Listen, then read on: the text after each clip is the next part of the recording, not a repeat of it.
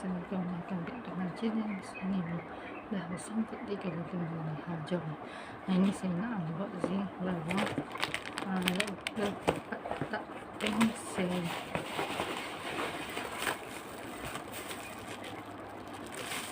Satu. Dua. Satu.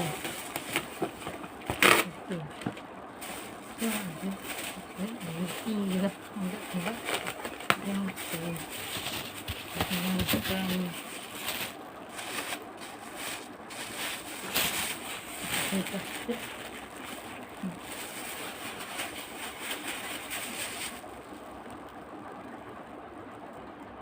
tiga.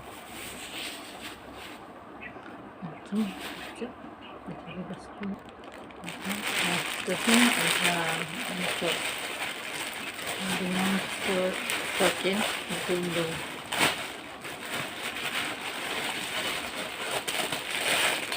Ini dia.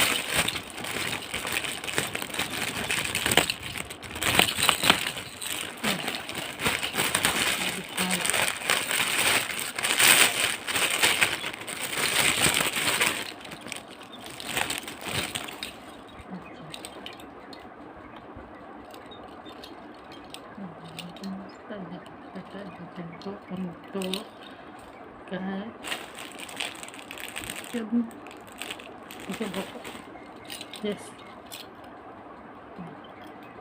kat ni 1, 2, 3, 4, 5, 6, 7, 8, 9, 10. Okey, ini dua saya bagi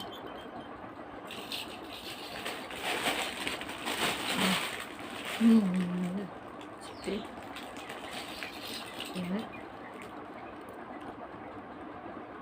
Buku ada tidak ya, ada dekat buku ada juga ya, ada.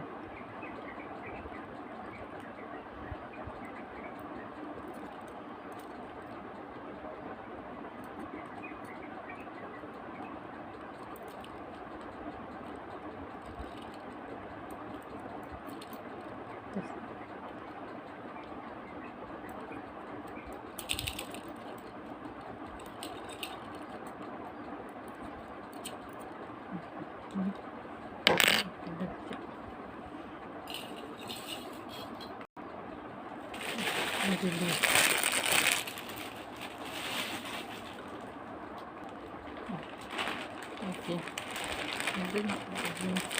ini satu barang aja.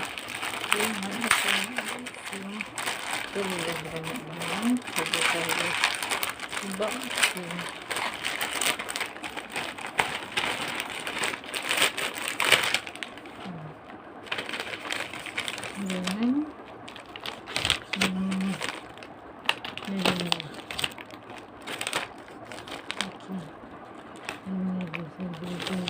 Testing dulu untuk dia atas. Okey, tu cukup. Mungkin hari ini jangan lupa subscribe dan sampaikan ni dan bagi kami jangan lupa like, share, komen dan komen. Semoga kita nikmati. Assalamualaikum.